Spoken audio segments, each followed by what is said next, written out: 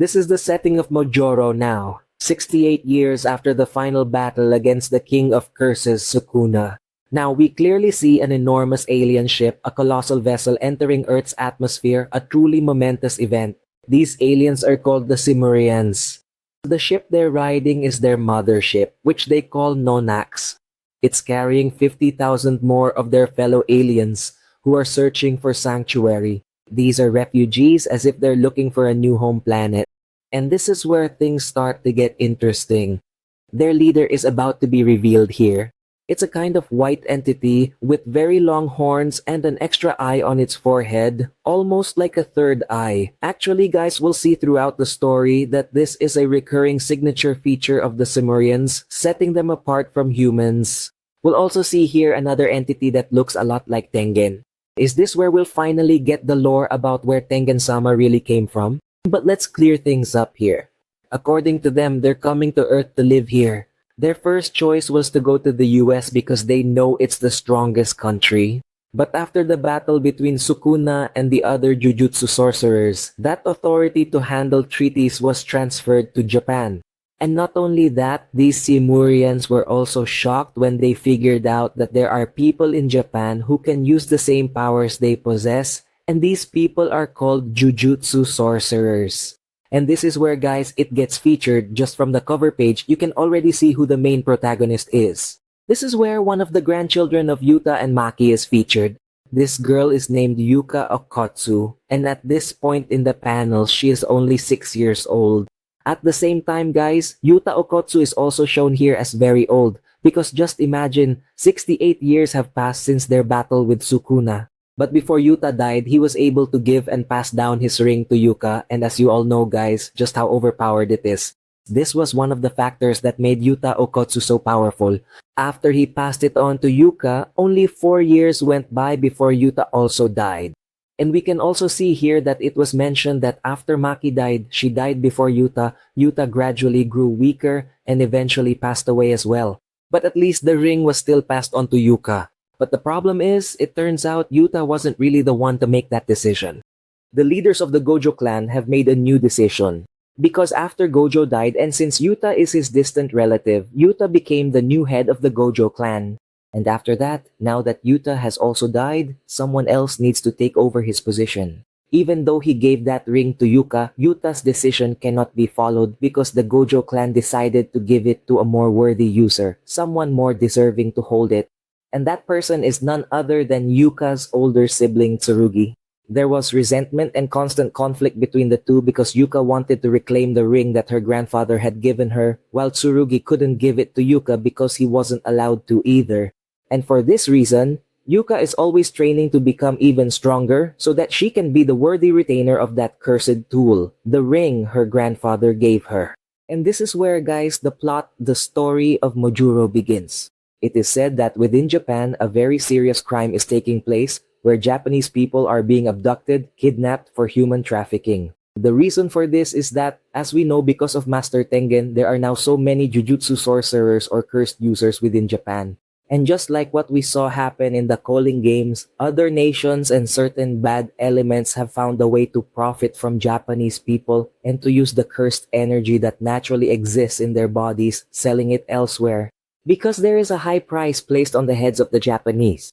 And this man, that criminal they are referring to, this is where the new theme for this story is introduced, composed of Tsurugi, Yuka, and a character who has already been mentioned in the main series but has not yet been revealed. None other than Usami, who is widely considered to be the strongest grade 1 sorcerer. But just like in the main series, there are actually 4 members in this group, and the most unique member is, once again, none other than this alien, who in this particular case is pretending to be an inspector named Marulu Valvoliere Rory. But what annoys the Okutsu siblings is that Maru seems completely clueless and unaware of the line of work he has gotten himself into. He doesn't know what a cursed user is, what a cursed technique is, or what Jujutsu sorcerers are, so it's like everything has to be explained to Maru. Like the difference between a Jujutsu sorcerer and a cursed user, where a Jujutsu sorcerer uses cursed techniques for good, while a cursed user is someone who uses these techniques for evil.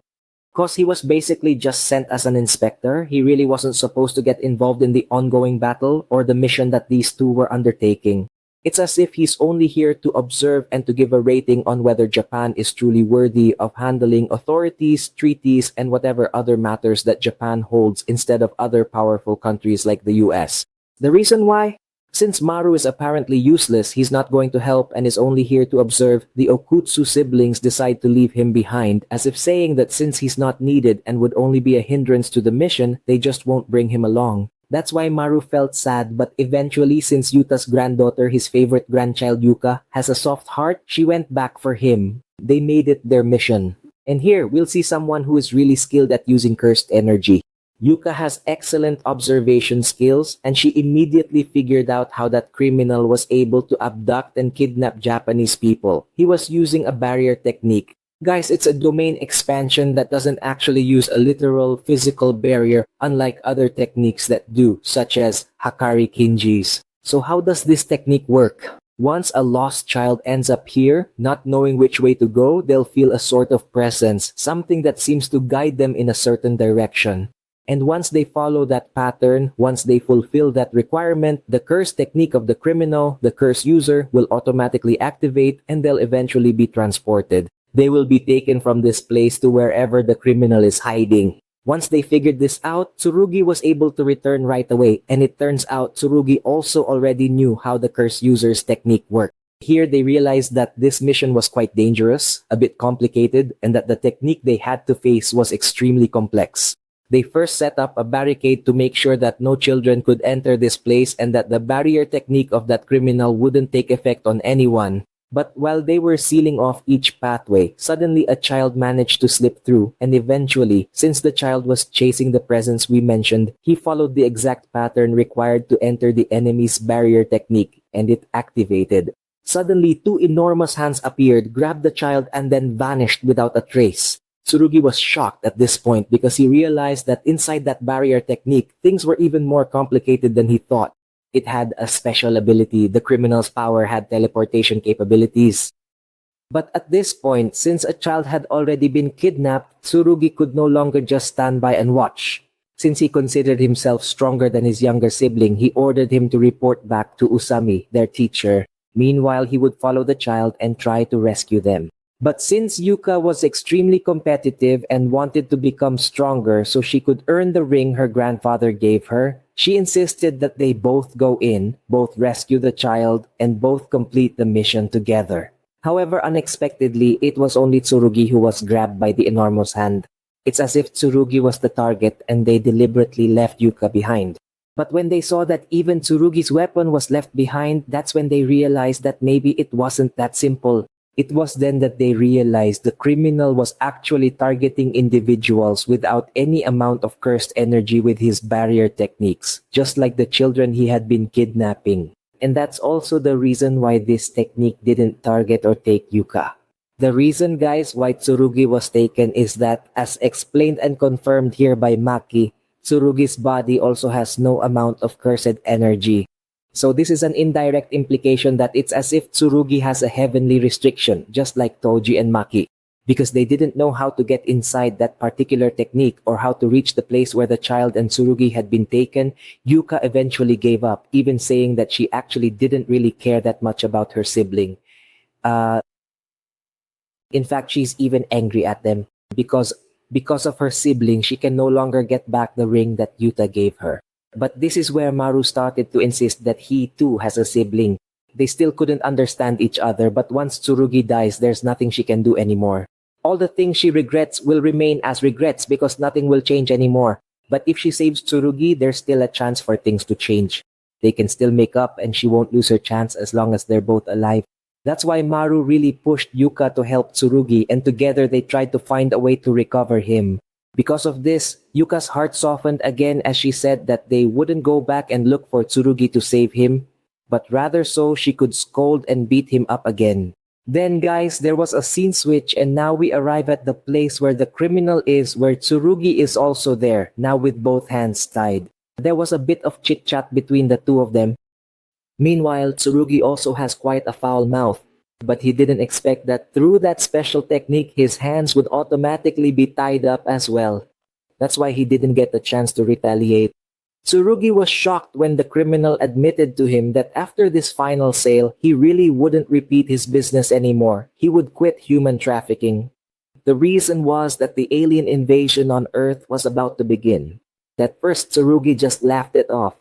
But he started to get serious when the criminal explained that what he was saying was actually true. He said it was still a secret, but honestly, they were expecting a special grade incident to happen with this alien invasion.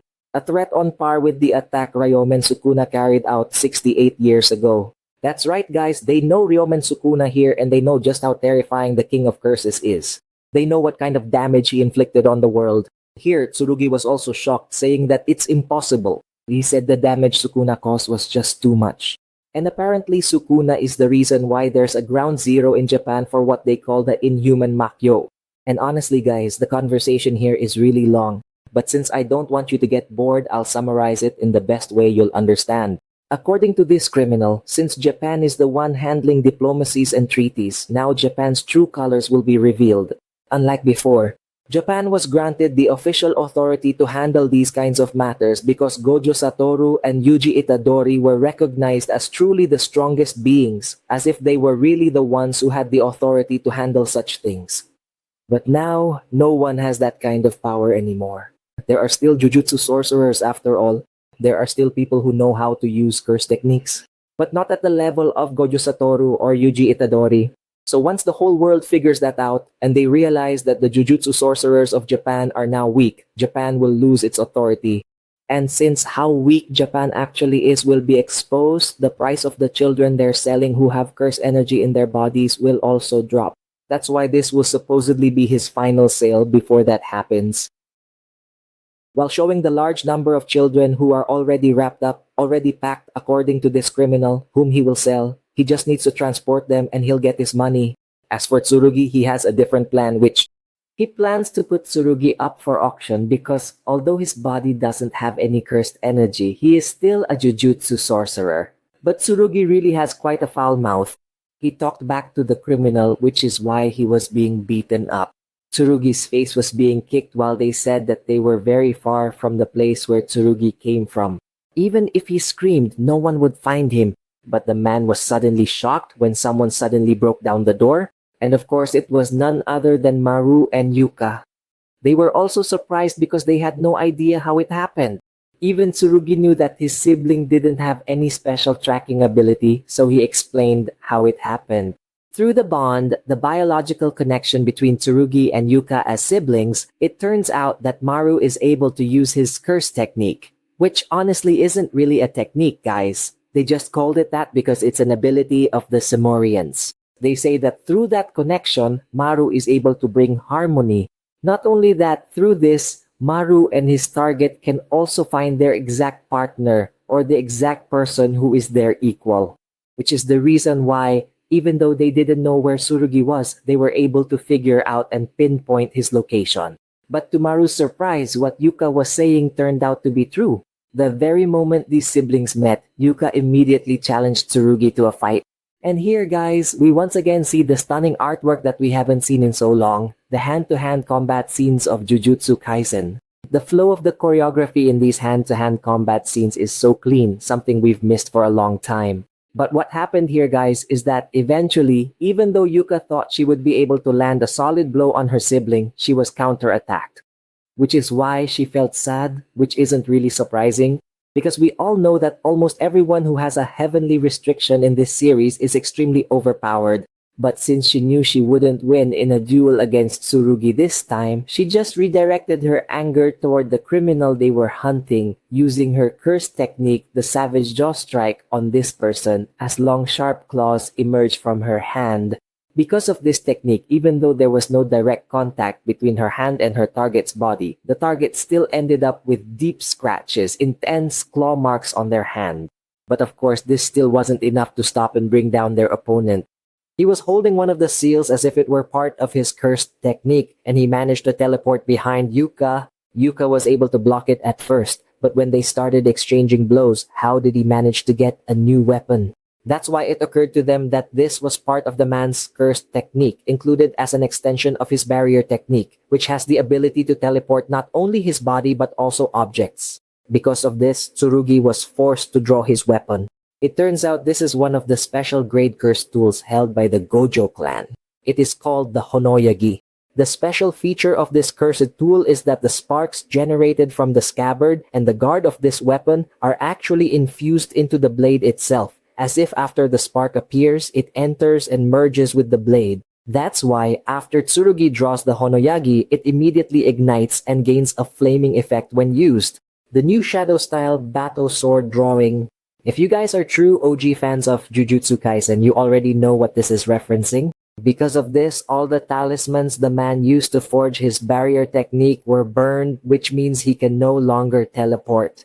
So Yuka used his own technique again, Savage Jaw Strike, Biting Twist, and managed to land a solid hit on the man, which he couldn't avoid. Because of this, they were able to capture the criminal. Yuka didn't expect his sibling to praise him, while also saying that they're starting to notice that Yuka is getting stronger. That's why Tsurugi said he would keep training and training to become even stronger, so he could return the ring that was given to him by the Gojo clan. Here, Yuka was surprised, and Tsurugi also had his own flashback. If Yuka is Yuta's favorite grandchild, then Tsurugi is Maki's favorite grandchild, which isn't surprising since they both have heavenly restriction. So it turns out that Tsurugi is a bit upset with his grandfather Yuta because it's Yuka who gets the special grade curse tool, which is the ring. But Maki explained to him that he doesn't really need it, because he's already strong even without that ring. But because he was forced to take the ring anyway, since that was the order, the police inside Gojokiland, he had to prove that he was strong, that he didn't need that cursed tool to protect himself from other cursed spirits and to serve as a talisman. That's why he needs to become strong, so he can say that his own strength is enough and he no longer needs that ring, so he can return the ring to its rightful owner. But what they thought was that they had already captured the criminal, a curse user, but in reality he hadn't actually been apprehended. They still haven't stopped him because he was able to make even bigger preparations. He then activated his curse technique, and once again the extensions of his barrier technique appeared. Because it turns out they were able to put seals on these children. So even if they had already caught the criminal, he could still teleport and send these children to his buyers. Which is why, at this point, there was nothing more Yuka and Tsurugi could do. They had no choice. Their curse technique and abilities couldn't reach or stop the instant teleportation the criminal was about to perform. Then suddenly, it was as if an eye appeared here, which we can compare to Ryomen Sukuna's eye when he was still in Yuji's body. And that was none other than Maru. Maru's third eye activated, and with just a single glance, just one look at this criminal, he immediately stopped him, nullifying his curse technique. Because of what he did, which Yuka and Tsurugi did not expect, this is where they started to suspect that Maru was truly an alien. And this is where the chapter ends.